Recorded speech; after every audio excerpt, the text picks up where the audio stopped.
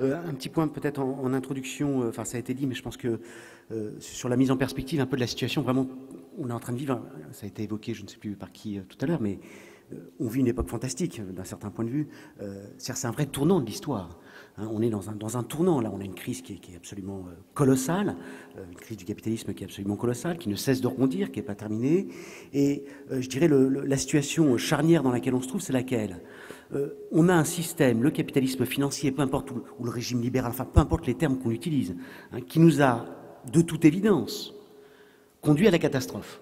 Hein, c'est-à-dire aujourd'hui, il est massivement répandu, y compris dans la profession des économistes. Ce n'était pas le cas il y a quelques mois. Mais enfin, y compris chez les économistes, qui est pourtant une catégorie, oui, est-ce que je veux dire, qui a du retard sur beaucoup de domaines.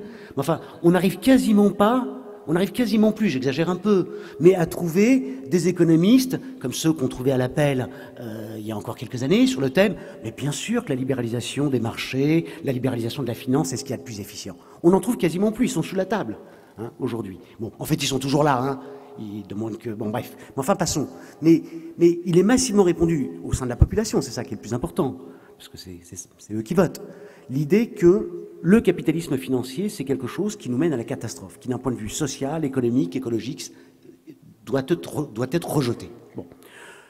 Et le paradoxe, c'est quoi?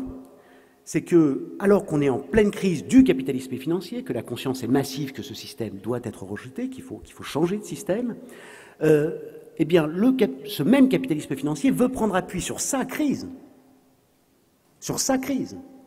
pour mettre un coup de boutoir sans précédent, pour faire ce qu'il n'a pas encore réussi à faire au cours des 20 ou des 30 dernières années, c'est-à-dire mettre un coup de boutoir sans précédent contre ce que j'appelle l'État social, hein, c'est-à-dire tous les instruments d'intervention publique dans l'économie, donc pas simplement la protection sociale, mais aussi les services publics, c'est le deuxième pilier de l'État social, le droit du travail, la négociation collective, le troisième pilier, et puis tous les instruments d'intervention publique en matière de politique économique, la politique budgétaire, monétaire, industrielle, commerciale, la politique des revenus, toute l'intervention publique avec l'idée que sur tous ces domaines-là, il doit y avoir de la réglementation publique, y compris avec des objectifs sociaux. Donc on est dans cette situation paradoxale, hein, dans ce grand conflit-là qui va animer les prochains mois. Bon, et je pense que le problème auquel on est confronté, c'est quoi? Je dirais, c'est pas le fait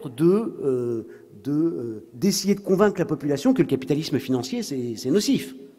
Je veux dire, là, de ce point de vue-là, la démonstration est faite, si je puis dire. Le vrai problème qu'on a, bien entendu, qu'on a tous à gauche, finalement, c'est celui de l'alternative.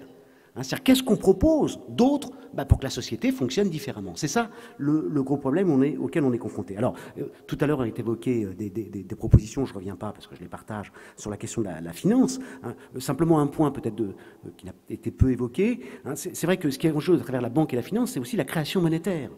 Hein. C'est-à-dire, il faut sortir d'un schéma où il y a l'idée que, où il y a l'idée qu'il y aura une masse d'argent et qui... Non, c'est la création monétaire pure qui est en jeu. Quand vous allez à votre banque pour faire un crédit, quand une entreprise va à sa banque pour faire un crédit, l'argent que la banque lui prête, il n'est pas dans les coffres. Hein, il n'est pas dans les coffres. C'est de la création monétaire pure. Hein, c'est-à-dire que la banque accepte de lancer des activités et qui ensuite, bien entendu, alors il y a une contrepartie qui est une dette, qui est une créance, hein, et donc, mais donc ce qui est en jeu, et je dirais, ça dépasse le capitalisme. Dans n'importe quelle société, la monnaie, c'est un lien social fondamental qui repose sur cette création pure et cette dette qui l'accompagne, qui est indispensable pour que la société tourne. Hein, c'est pas simplement le capitalisme là qui est en jeu. Bon, et donc, mais par contre, ce qu'on peut dire, c'est que cette création monétaire pure, elle est tellement importante que, bien entendu, elle doit être sous réglementation publique stricte. Bien entendu, c'est l'histoire des 50 dernières années, mais nous le montre, contrairement à ce qu'on entend souvent, le capitalisme n'est pas... Enfin, les crises financières ne sont pas inhérentes, y compris à ce qu'on appelle peut-être à tort, pour le coup, les sociétés capitalistes. Durant les 30 Glorieuses, il n'y a pas eu une seule crise financière. Pas une seule. Pourquoi? Parce que la banque, la finance, était totalement réglementée. Au cours des 30 dernières années, on a fait exactement l'inverse. Eh bien, on a eu exactement l'inverse. Les bulles, les crises ne cessent de se succéder les unes aux autres avec une gravité toujours plus importante. Donc la démonstration est faite sur courte et moyenne période. Il faut réglementer drastiquement la finance. Alors deux remarques tout à fait pas anecdotiques, mais enfin deux remarques sur le débat de tout à l'heure, hein, pour faire un peu du lien, sur la question de la monnaie locale. Moi, je suis pour les monnaies locales. Je suis pour les CEL, tout comme de façon générale, je suis pour quelque chose qui est englobé là-dedans, qui est l'économie sociale.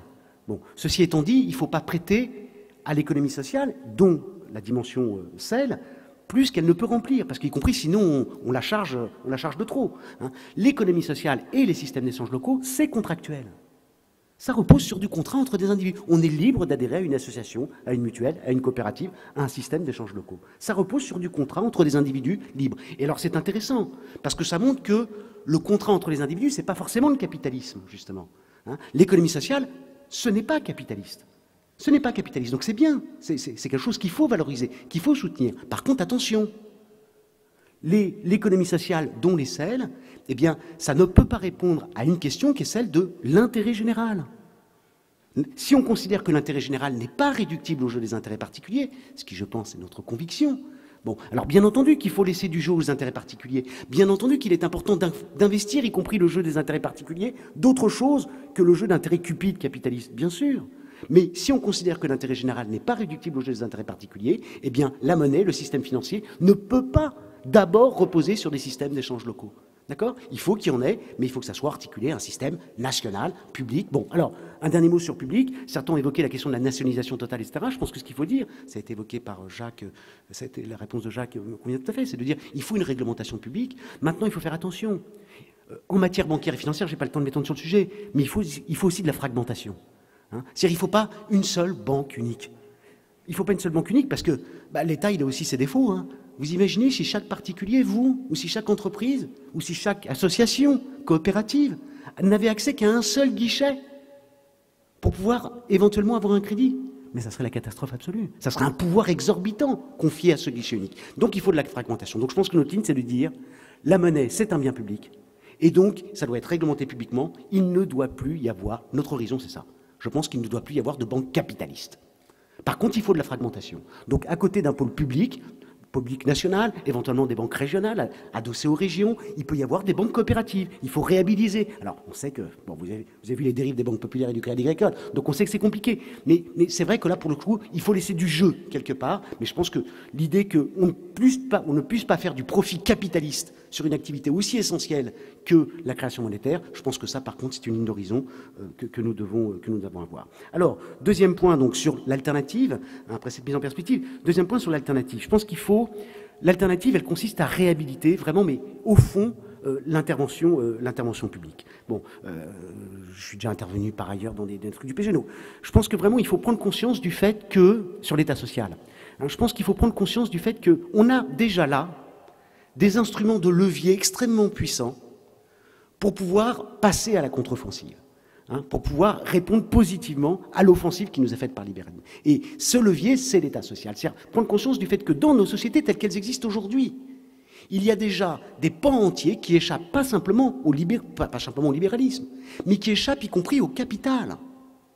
Hein. L'État, bien entendu, il est aussi au service du capital. On sait ça. On a vu comment l'État s'est précipité pour sauver les banques avec plus d'entrain que pour soutenir les revenus des RMistes, enfin etc., etc. On sait ça, bien entendu, qu'il y a une bonne partie de l'État qui est au service du capital. Mais je pense qu'il faut sortir de l'idée selon laquelle l'État tout entier, même en dernier ressort, est au service du capital. Non. Aujourd'hui, il y a des pans entiers qui lui échappent.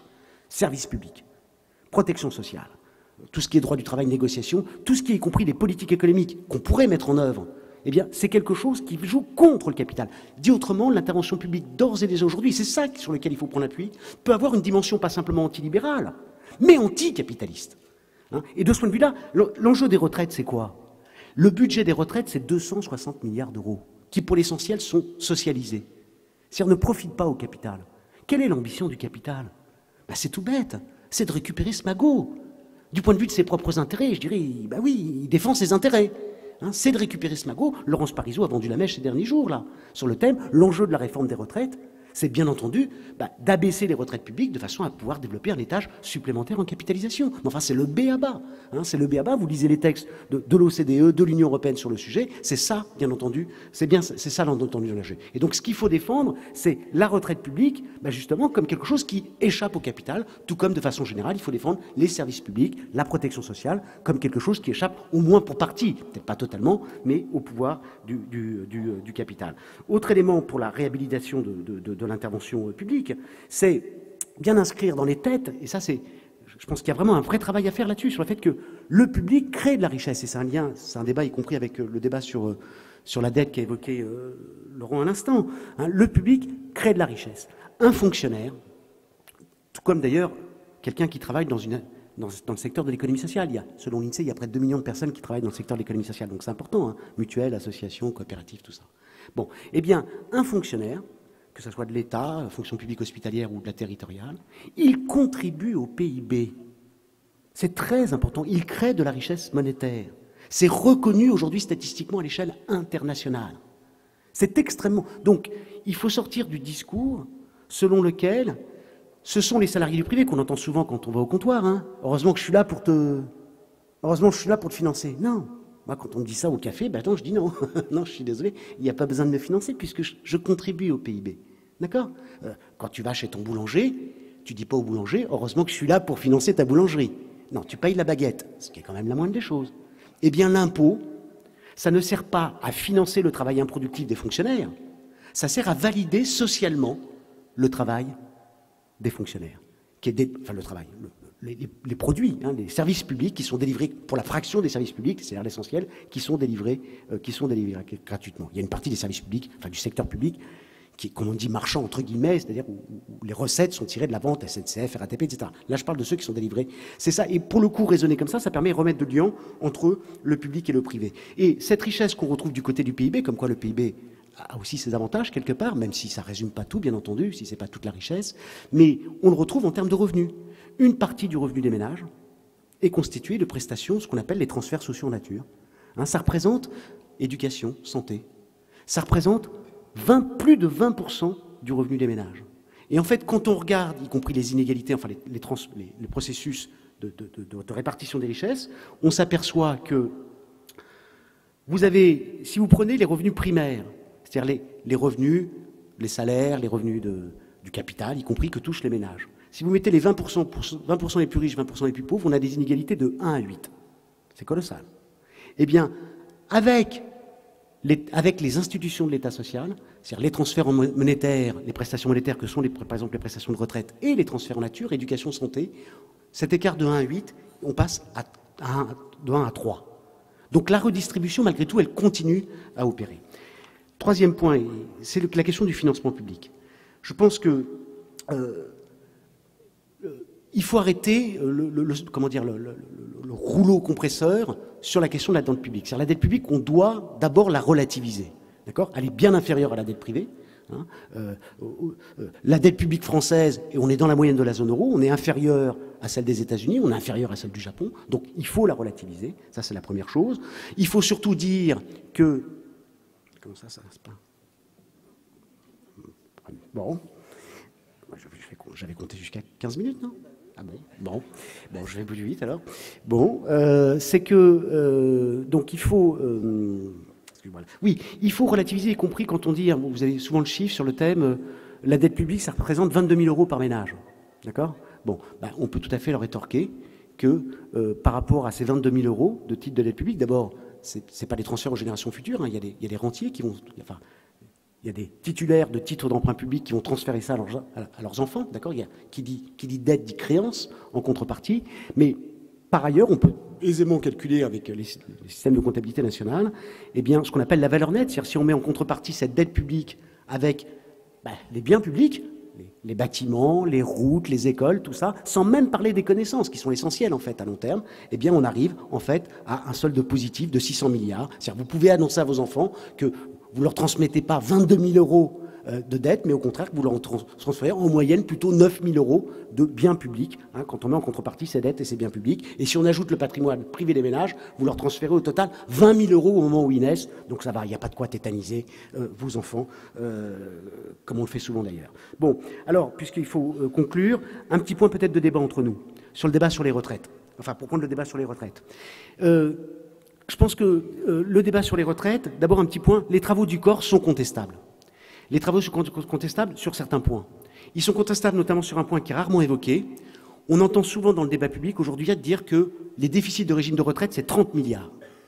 En fait, non. Pour la moitié de ces 30 milliards, et ça c'est un vrai scandale qui est dans le rapport du corps, la moitié de ces 30 milliards, c'est c'est la déficit imputé au régime public. Il faut savoir que l'État, officiellement, il n'y a pas de caisse de l'État pour les retraites des fonctionnaires. Et donc on calcule les retraites des fonctionnaires sont payées sur le budget courant de l'État. Et donc on calcule ce qu'on appelle des cotisations fictives. Bon. Et le corps, dans son rapport, et ça c'est absolument scandaleux, a dit, eh bien par convention, on a pris les recettes de l'État qui équilibraient les comptes des retraites d'État en 2000. Et donc le corps dit, eh bien en fait, par convention, on retient qu'il y aura toujours des déficits équivalents à 0,6 points du PIB, c'est-à-dire c'est pas rien comme somme, 15 milliards aujourd'hui, jusqu'en 2050. C'est absolument scandaleux. Ceci étant, dans le corps, et je termine là-dessus, il y a malgré tout le fait qu'il y ait des projections à long terme sont extrêmement intéressantes. Pourquoi? Ça permet de mettre en balance des enjeux très importants. Je termine là-dessus, vraiment. Je termine. C'est quoi? C'est qu'on ne peut pas, et c'est y compris le débat sur la dette, on ne peut pas sur le long terme financer les retraites sans croissance. Il y a eu des travaux de la Fondation Attac Copernic qui montrent que s'il n'y a plus de croissance à partir d'aujourd'hui, zéro croissance, donc c'est tout le débat sur la décroissance. S'il y a zéro croissance, eh bien il faudrait augmenter la part des salaires de 13 points dans la valeur ajoutée, ça commence à faire beaucoup parce qu'on mord sur l'investissement, et cela ne garantirait que le maintien strict du pouvoir d'achat des salariés et des retraités. Alors que le corps lui-même travaille en disant qu'à l'horizon 2050, malgré les réformes libérales déjà accumulées depuis 2003, eh bien, il y aura une augmentation du pouvoir d'achat de l'ordre de 40%. Donc je pense que la bonne question à poser, en lien avec ce que j'ai dit précédemment, c'est celle du contenu des activités qu'il convient de développer. Et de ce point de vue-là, il y a plein d'activités écologiques, rénovation des bâtiments, transport public, etc. Et puis embaucher des fonctionnaires en matière de santé et d'éducation. Tout ça n'est pas spécialement les activités qui polluent le plus. Merci. Merci, Christophe.